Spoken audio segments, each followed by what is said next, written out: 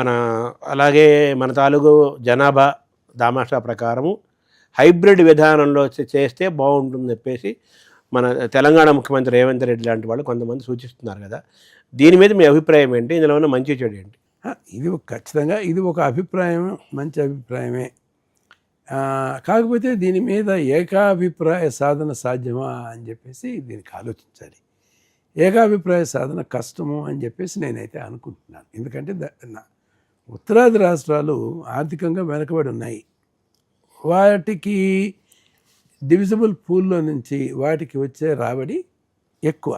Divisible పూల్కి మీరు చెప్పినట్లు ఎక్కువ దీనికి తోడ్పాటు దక్షిణాది రాష్ట్రాల్లో పారిశ్రామికంగా అభివృద్ధి చెందిన ప్రాంతాల్లో నుంచి పన్నుల రాబడి మాత్రం ఎక్కువ వస్తున్నాయి. కానీ ఒకసారి ఈ వచ్చిన ఆదాయాన్ని ఒక నిధిగా భావించి దానికి కొన్ని వర్గీకరణ చేశారు. ఏ ప్రాతిపదిక మీద ఈ విభజనకి అర్హమయ్యే నిధుల్ని రాష్ట్రాలకి పంచిపెట్టాలి దాని మీద జనాభా కూడా ఒక ప్రాతిపదిక, వెనుకబాటుతనం ఒక ప్రాతిపదిక. అంచేత ఈ డెవల్యూషన్ ఫార్ములాలో సదరన్ స్టేట్స్ కొంచెం ఎప్పుడు కూడా వెనకబడే ఉంటున్నాయి. ఎక్కువ ఉత్తరాది ప్రాంతాలకి, కొండ ప్రాంతాలకి, స్పెషల్లీ ఛాలెంజ్ స్టేట్స్కి ఎక్కువ ఫలితాలు దీనివలన వస్తున్నాయి అనేది వాస్తవం. అంటే పాలనలో ఎవరికైనా కానీ, ఏ ప్రాంతానికైనా, కులంకైనా, వర్గానికైనా, ఎవరికైనా న్యాయం జరగాలి, వాళ్ళు అనుకున్నది సాధించాలి అంటే రాజకీయమైన అధికారము, రాజకీయమైన అవసరం లేకపోతే ఎవరు గుర్తించే పరిస్థితులు లేరు అని మాట్లాడుకుంటున్నారు కదా. ఈ క్రమంలో మనకి 30% పైన మనం జీడిపిలో మన షేర్ ఉంది, సౌత్ది. పన్నులు మనం కడుతున్నాము, ఆదాయం మనం ఉంది. రేపు ఈ డీలిమిటేషన్ వల్ల జరిగే సీట్ సంఖ్య పెరగటంలో వాళ్ళు డామినేట్ చేసి 816 దాదాపు 195 ఎంతో దక్షిణాది రాష్ట్రాల సీట్లన్నీ కలిపితే అటుపక్క 600 పైగా 620 సీట్లు వాళ్ళే అవుతాయి. ఈ నేపథ్యంలో మనకు నష్టం జరుగుతుంది అనేది ఒక వాదన వినపడుతుంది కదా. దీన్ని ఎలా చూడాలి సార్? అంటే దీనివల్ల ప్రత్యేకంగా దక్షిణాది రాష్ట్రాలకి నష్టం చేయాలి అనే దీంతో ఈ సీట్ల పెంపుదల దీనికి వర్తించదని నా అభిప్రాయం. కాకపోతే గణనీయంగా పెరిగిన తర్వాత ఇంతకుముందు మనం అనుకున్నట్లు దక్షిణాది ప్రాంతాల నుంచి రాజకీయంగా ఎగుదల అంత తేలికగా ఉండదు అనేది సర్వత్రా వినపడుతున్నా. అది మరి డెఫినెట్గా పెద్ద నష్టమే కదా రాజకీయంగా. దక్షిణాది రాష్ట్రాలు నుంచి వచ్చేవాడు ప్రధానమంత్రి అవ్వటం అనేది ఇంకా గగనతుల్యమే, కష్టమే అనేది రాజకీయంగా మనకు ఒక పెద్ద నష్టమే కదా ఒక రకంగా డెమోక్రసీలో. అంటే మన పెద్దలు ఆలోచించింది ఏంటంటే మనం ఒక దేశం, మనం ఒక గొప్ప సంస్కృతి, మనం కలిసి ఉండాలి, ఇచ్చిపుచ్చుకునే ధోరణిలో వ్యవహరించాలి. కేవలం మెజారిటీతోనే మనం పరిపాలించకూడదు, అవగాహనతో పరిపాలించుకోవాలి, అవగాహన ఉండాలి, విస్తృత విషయాల్లో ఏకాభిప్రాయం ఉండాలి అని చెప్పేసి పెద్దలు భావించారు. అట్లాంటి విఘ్నతతో రాజకీయ నాయకులు కానీ పార్టీలు కానీ వ్యవహరిస్తే వ్యవస్థకి ఎటువంటి చేటు ఉండదు. అట్లా కాకుండా సంకుచితంగా మనం గనక ప్రవర్తిస్తే నాకు చేతిలో అధికారం ఉంది, లేకపోతే అధికారాన్ని నేను నియంత్రించే స్థితిలో ఉన్నాను అని చెప్పేసి ఒక ప్రాంతం కానీ కొంతమంది వ్యక్తులు కనుక అనుకున్నట్లయితే అది ఈ మన కోఆపరేటివ్ ఫెడరలిజం అనే దానికి స్ఫూర్తికి వ్యతిరేకంగా ఉంటుంది అనేది నా అభిప్రాయం. అది ఫైనల్గా ఆయా ప్రాంత ప్రజలకు నష్టం జరుగుతుంది కదా. జరుగుతుంది. అంచేత ఇప్పుడు నేను ప్రధానంగా చెప్పదలుచుకుంది ఏంటంటే ఈ సెన్సస్ జరుగుతున్న నేపథ్యంలో మీ పాపులేషన్ బేస్ని కూడా ప్రతి రాష్ట్రం కూడా కాపాడుకోవాలి. దీంట్లో మనం నేర్చుకున్న పాఠాలు ఏమిటి? మన ప్రాంతాల నుంచి ప్రజలు అనేక ప్రాంతాలకు వెళ్ళిపోయినప్పుడు వాళ్ళందరినీ కూడా మన మనుషులు, వాళ్ళ మూలాలు ఇక్కడ ఉన్నాయి. అంచేత పాపులేషన్ సెన్సస్లో ఇప్పుడు జరగనున్న 2029 సెన్సస్లో ప్రతి ఆంధ్ర ప్రాంతాలకి తెలుగు మూలాలు ఉన్నవాళ్ళు ఎక్కడైనా ఉండొచ్చు. కర్ణాటకలో ఉన్నారు, తమిళనాడులో ఉన్నారు, మహారాష్ట్రలో ఉన్నారు, ఇతర ప్రాంతాల్లో ఉన్నారు. ఉన్నప్పటికీ మీ మూలాలు మర్చిపోవద్దు. ఇక్కడ వచ్చి పౌరులుగా మీరు నమోదు కనుక అయినట్లయితే దానివల్ల 2 ప్రయోజనాలు ఉంటాయి. ఒకటి, మీ మూలాలతో తిరిగి మళ్ళీ మీకు సత్సంబంధాలు వస్తాయి. రెండోది, జనాభా పరంగా మనం పలచబడిపోకుండా మన జనాభాని ఈ జనాభా మూలంగా వచ్చే వెయిటేజ్ ఏదైతే ఉంటుందో దీన్ని మనం రక్షించుకుంటాం. అంచేత ప్రతి ఒక్కరూ కూడా తెలుగు ప్రజలు ఎక్కడున్నా సరే సొంత గ్రామాలకి సొంత మూలాలకి వెళ్ళి ఓటర్లుగా పాపులేషన్లో ముందు సెన్సస్లో హౌస్ హోల్డ్ సెన్సస్లో ముందు నమోదు చేసుకోండి. హౌస్ హోల్డ్ సెన్సస్లో కనుక మీరు కనుక నమోదు కనుక అయినట్లయితే ఓటర్లుగా కూడా నమోదు అవడానికి ప్రక్రియ సులభతరం అవుతుందని నా అభిప్రాయం. అంటే ఈ ఓటు మీరు చెప్పే అది సెంటిమెంటల్గా ఒక రకమైన ప్రాంతీయత, మన సొంత ఊరు అనే ఇది భావోద్వేగాలు, సెంటిమెంట్స్, దీని పరంగాను మంచిదే. అయితే ఇప్పుడు లోకల్గా ఎలక్షన్స్ ఉంటాయి, స్థానిక ఎన్నికలు, జిల్లా పరిషత్, మండల, మున్సిపాలిటీ, అలాగే మన చట్టసభలు ఉన్నాయి, అసెంబ్లీ, లోక్సభ. ఓటుని ఎలా సద్వినియోగం చేసుకోవాలి, ఓటు ఎలా వేయాలి అతను ఓటరు? ఇప్పుడు నేను ప్రతిపాదించే సూచన ఏంటంటే, మీరు ఎక్కడైనా స్థానికంగా ఎక్కడైతే ఉంటే స్థానిక సంస్థలకి అక్కడే నమోదుగా ఓటర్లుగా అవ్వండి.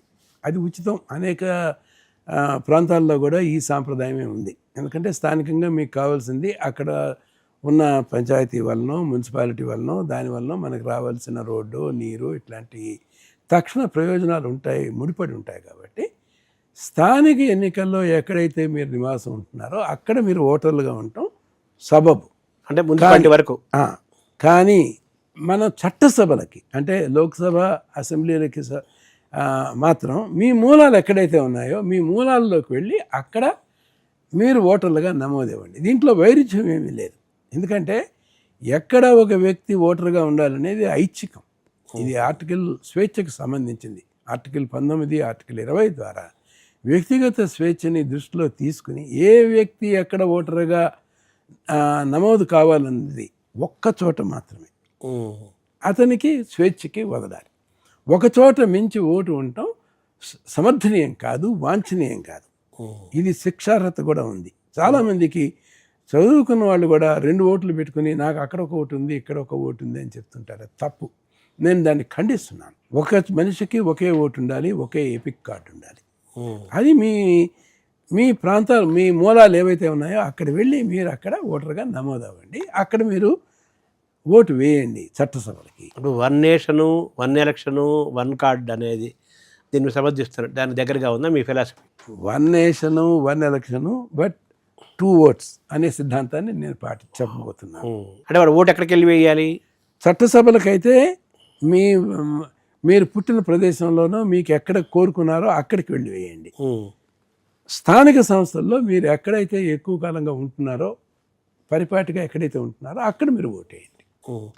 అది ఇంతవరకు లేదా మనకు? అది ఉన్నది, కానీ దీని మీద అవగాహన లేదు. అంచేత అందరూ ఏమనుకుంటారంటే ఎక్కడైతే నాకు ఓటర్గా చట్టసభల్లో నమోదయ్యానో అక్కడే నేను స్థానిక సభ్యుడిగా కూడా నమోదు కావాలేమో అనే ఒక అపోహ కూడా ఉంది. అది అపోహ మాత్రమే. మీకు స్థానిక సంస్థల్లో ఇతర చోట నమోదు అవడానికి ఎటువంటి నియమ నిబంధనలు అడ్డు రావు. ప్రజలకు సామాన్యంగా అర్థమవడం కోసం అడుగుతున్నాను. హైదరాబాద్లో నివసిస్తున్నారు, ఉద్యోగం కోసమో వ్యాపారం కోసమో దీనికోసం వచ్చి, ఎవరో గుంటూరు అతను, తెనాలి అతను ఇక్కడ ఉంటున్నాడు ప్రజెంట్. మీరు నా సంగతే చెప్తున్నారు. నేను హైదరాబాద్లో ఉన్నప్పటికీ కూడా నా ఓటు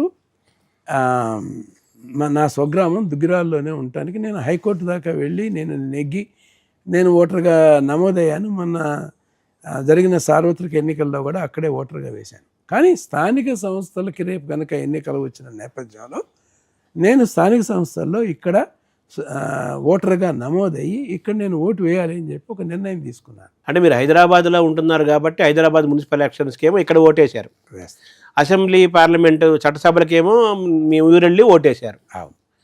మీరే ఎవరైనా వేయచ్చు, అలాగా వేయాలి. అలా వేయటం సముచితం.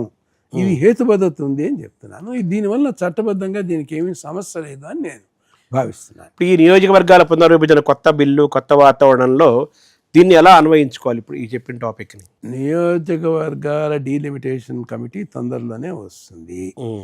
డీలిమిటేషన్లో వచ్చేది కేవలం అసెంబ్లీ నియోజకవర్గాల పునర్వ్యవస్థీకరణ. ఇంతకుముందు ఏదైనా చేసిన వాటిల్లో హేతుబద్ధత లేకపోతే ఇంకొంచెం ఎక్కువ హేతుబద్ధత ఉంటే ఇప్పుడు స్థానికంగా వచ్చిన మార్పులకు అనుగుణంగా ప్రజా ప్రయోజనాలకు అనుగుణంగా అసెంబ్లీలని, లోక్సభ స్థానాలని కుదించడం కానీ పెంచడం కానీ ఈ ప్రక్రియ చేయబోతున్నారు. దీనికి గణాంకాలు కూడా కావాలి, కొంత గణాంకాలు అవసరమే. ఈ గణాంకాల్లో చేరుండటం కూడా మంచిదే. ఓటర్గా రిజిస్టర్ కూడా అయినట్లయితే పాపులేషన్ కూడా ఎంత ఉంది అనేదాన్ని కూడా దాని మీద డీలిమిటేషన్ కమిటీకి ఒక అవగాహన వస్తుంది, ఎగ్జాక్ట్ ఫిగర్స్ వస్తుంది. మరి ఎక్కువ పాపులేషన్ ఉన్నప్పుడు అప్పుడు కొంత పాపులేషన్కి పరిమితంగా ఒక కాన్స్టిట్యున్సీని ఏర్పాటు చేసి ఇంకా ఎక్కువగా ఉన్న పాపులేషన్ ఏదైతే ఉంటుందో పక్క ప్రాంతాల్లో తక్కువ జనాభా సాంద్రత ఉన్న ప్రదేశాల్లో వాటిని కలవటానికి కూడా అవకాశం ఉంటుంది. ఇప్పుడు జనగణనే సంపూర్ణం అవ్వకుండా, అంటే సెన్సస్ సంపూర్ణం అవ్వకుండా ఇంకా 2027 దాకా టైం ఉంది. లేకుండా 2011 సెన్సస్ని బేస్ చేసుకొని అర్జెంటుగా ఇప్పుడు బిల్లు పెట్టాల్సిన అవసరం ఏముంది? దానివల్ల ఏంటంటారు ఉపయోగం? నియోజకవర్గాల పునర్విభజన కావాల్సిన నేపథ్యంలో intensive revision of electoral rolls జరుగుతాయి. Intensive rolls of electoral rolls జరిగినప్పుడు అక్కడ స్థానికంగా ఉన్న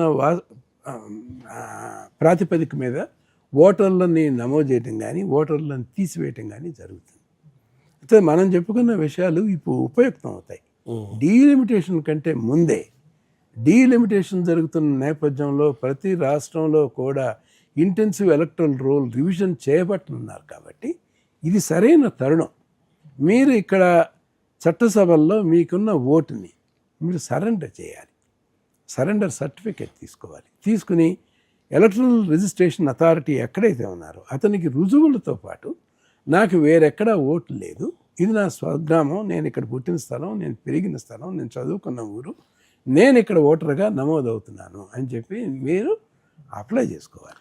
ఒక సెల్ఫ్ డిక్లరేషన్, అప్లికేషన్ రెండు చేయాలి. ఇప్పుడు బిల్లు పెట్టడం అవసరం అంటారా? ఇప్పుడు అర్జెంట్ అంటే 2029లో సార్వత్రిక ఎన్నికలు జరుగుతున్నప్పుడు 211 సెన్సస్ అనుగుణంగా ఎన్నికలు జరుగుతున్నప్పుడు ఈ సెన్సస్ని ఇప్పుడు జరుగుతున్న సెన్సస్ని పరిగణనలో తీసుకుంటున్నప్పుడు ఈ రకంగా చేయడానికి తప్పితే మరి వేరే మార్గాలు ఏమీ కనపట్టలేదు.